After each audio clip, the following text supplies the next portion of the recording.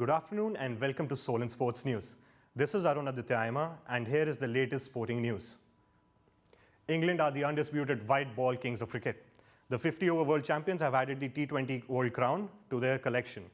The three Lions were too hot to handle as they beat Pakistan by 5 wickets in the World T20 final at the MCG.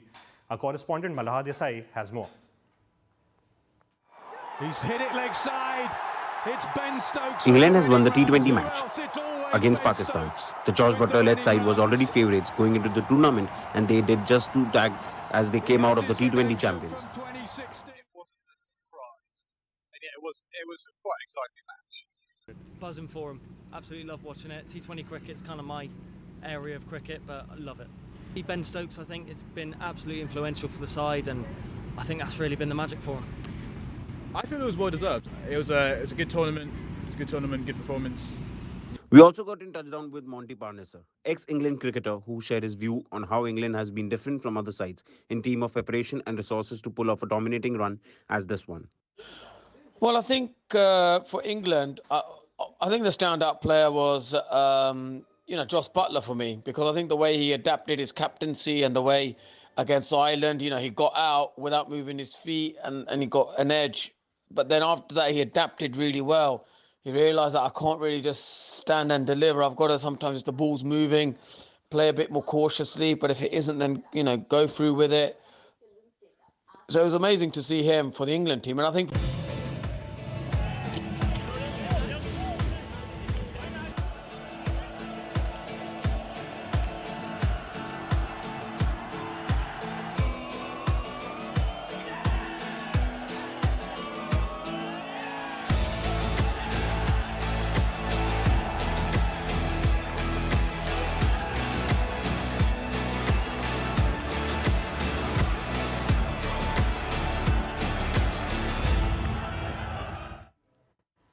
England captain Josh Butler has hailed England's World T20 Finals hero Ben Stokes as one of England's greatest ever. This is what the winning skipper said about the all-rounder. He's a true match winner, and he's been there in those scenarios time and time again, and he just has a lot of know-how for how to do that. I think it certainly wasn't his most fluent innings, or he probably didn't time the ball as well as he can, but he knew he was never going to go down without a fight and stand up and be there at the end. So, we were immensely lucky to have him, and he's one of the great players of English cricket. From sporting excellence to sporting controversy, football icon Cristiano Ronaldo has given an explosive interview with Piers Morgan. With more on the story is our reporter Oliver Denning, live in the studio. Explosive indeed, Aaron. Ronaldo has put all hierarchies of the club on blast, from the Manchester United board to manager Erik ten Hag. Both aspects of his career, as well as a lack of empathy for his family situation, have been called into question by the star. He even says that he feels betrayed by the club. Here is more on how Ronaldo feels as though he is being forced out of Manchester United. Trying to force you out? Yes, not only the coach, but the other 2 or 3 guys there around the club. At the senior executive level? Yes, that I felt betrayed. And you think they're trying to get rid of you? Honestly, I shouldn't say that, I don't know, but listen, I don't care, people should listen the truth. Yes, I feel betrayed, and I felt that some people that don't want me here, not only this year, but last year too. With speculation of the future for the Portuguese talisman, Manchester United have released the following statement this afternoon. The club will consider its response after the full facts have been established. Our focus remains on preparing for the second half of the season and continuing the momentum, belief and togetherness being built by the players, manager, staff and fans. You can watch Piers Morgan Uncensored 90 Minutes with Ronaldo at 8 p.m. on Wednesday and Thursday on Talk TV this week. That is all for now. Back to you, Aaron. Thank you for that, Ollie.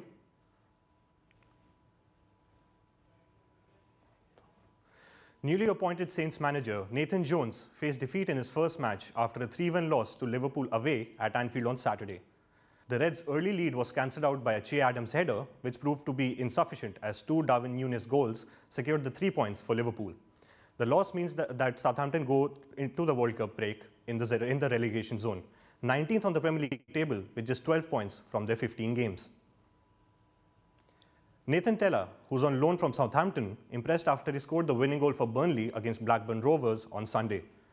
Tella has caught a lot of attention from the Southampton faithful, and this new Saints boss Nathan Jones has a keen interest in welcoming him back to the club. Shock, horror, no Haaland, oh dear. Manchester City lost against Brentford 2-1 on Saturday, in which was the last game for both teams before the players break up for the World Cup. Ivan Toney proved England manager Gareth Southgate wrong, as he didn't get a place in the World Cup squad. He scored twice and now moves his club up to 10th in the league. Now on to some football news. The FIFA World Cup is just around the corner, and England plays their first game against Iran next week. Erin Dugan is in the Southampton City Centre to tell us more about it.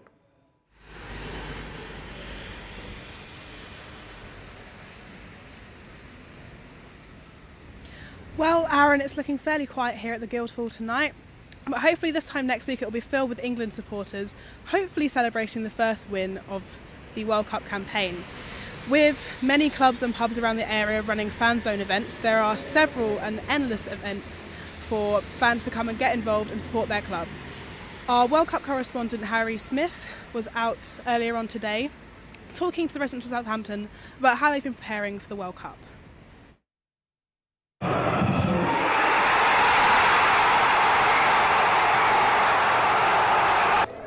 It's been a whirlwind 18 months for English football at an international level, from the heartbreak of Euro 2020 to the jubilation of this summer's Women's European Championship triumph. The World Cup in Qatar looms just around the corner, and fans are gearing up for yet another emotional rollercoaster. Here in Southampton, the unorthodox nature of the tournament has done little to extinguish the excitement, with fans gearing up to watch the action in a variety of places. Depending on when the games are on, because they vary in times a bit, it'll probably just be in my living room with my housemates, really, just, watching it as we normally do, kind of casually with football anyway. I'll just be watching it with family, just my partner and then mum and dad probably. Hopefully in a pub, somewhere, not sure yet.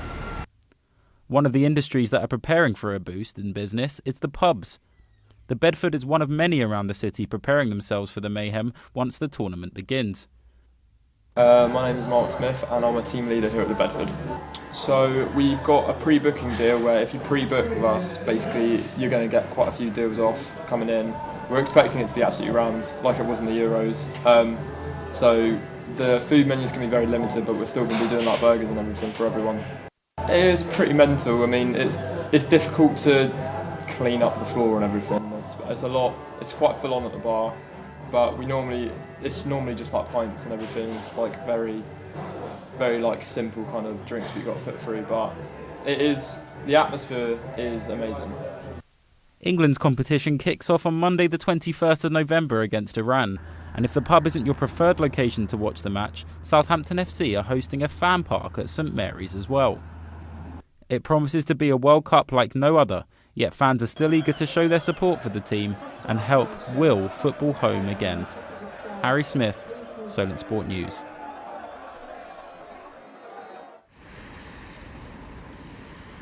Thank you, Harry, for that report. Well, the people of Southampton are ready for the World Cup, and now begins the countdown till England's first game. Back to you, Aaron, in the studio. Thank you so much for that, Erin and Harry. The England football team are now scheduled to meet at St George's Park today. The Three Lions are together to prepare for the upcoming World Cup in Qatar, and their first match versus Iran on 21st November. Portsmouth-born Mason Mount and Poole-born Benjamin White are both in the squad for the tournament. Gareth Southgate has said that England will not stay quiet about LGBTQ rights when they play in Qatar next week. When asked about his and his team's position on discriminatory comments made by the Qatar World Cup ambassador, Southgate said that it's highly unlikely that they won't speak out.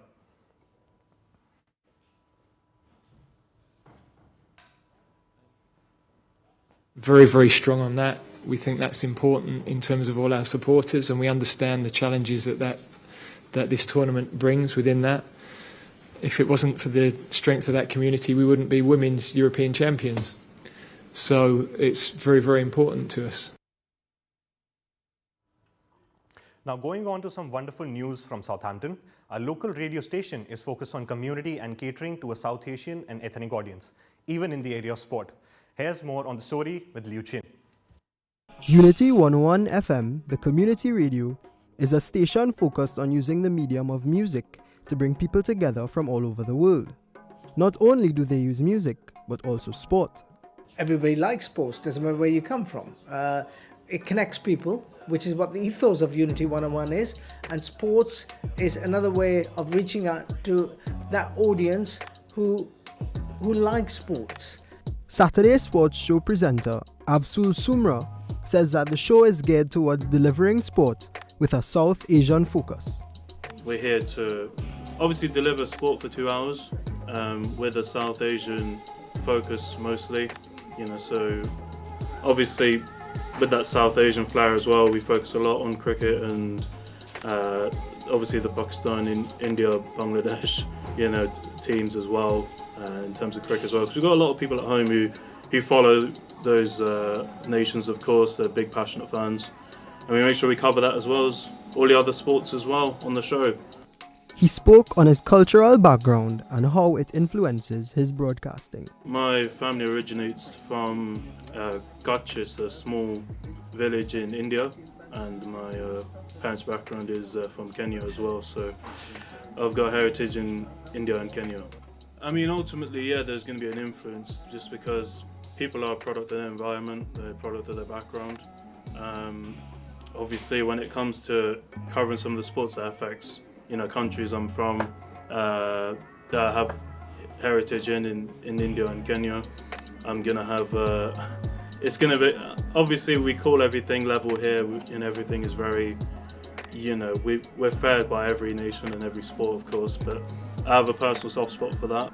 That's where I can really offer that difference, especially with as a Canadian being white British men as well, so provide that different kind of culture to the show, and that aligns with the station as well. So, I'm very proud of that.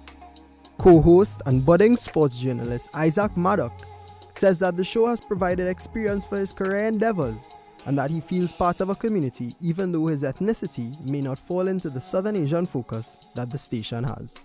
I think it's given me a great opportunity, a great thing to put on the CV. Lots of experiences, I know how to use all the equipment, and so it's definitely something that universities or workplaces will look for, and I guess give me a little bit of a boost in getting the places and stuff for that. So yeah, it feels like I'm part of the community. Obviously I'm not clearly because obviously it's the South only Asian ethnic station, but obviously that's not me. But I can be part of something as well, and it shows that really it's for everyone, and we're making it for everyone as well. Hard-hitting UFC legend Anthony Johnson passed away late last evening. The UFC light heavyweight challenger was suffering from an undisclosed illness. The MMA community was shocked by the news. Tributes from the like of Daniel Cormier and the current UFC bantamweight champion Aljamain Sterling poured in. Some more news from the MMA world. There is now a new king in the UFC's middleweight division. Alex Pereira stunned Israel Adesanya at UFC 281 and put a stop to the former champion's reign. Both fighters had history coming into the fight, with Pereira having beaten Adesanya twice in kickboxing. George Russell won his first ever race in Formula 1 this weekend. The British driver started first on the grid after winning Saturday's sprint race at Interlagos. God Save the King was played for the first time on an F1 podium. Mercedes also achieved their first 1-2 of the season after Lewis Hamilton finished second. England are in a World Cup final. The wheelchair rugby league team dismantled Wales 125-22 yesterday to secure their spot in the Friday's final against France. Jack Brown's 8 tries gives them the chance to win their first World Cup final since 2008 and will provide them the opportunity to improve on their 2013 and 2017 runners-up status. The number of disabled people citing fan attitudes as a barrier to attending live sport has almost doubled in a year, according to Charity Level Playing Field. The charity's chairman, Tony Taylor, mentioned that the annual fan survey provides a great insight into the experiences of disabled supporters as they attend the live sport. The charity stated that those who surveyed found a rise in people saying there's a lack of accessibility at sports stadiums, as well as the attitudes of others being another barrier. Now on to wonderful news. One of Solent's own, Peter Langton, went to Gloucester yesterday for the first Boccia England Heathcote Cup competition of the season. Peter joins us in the studio to talk about it more.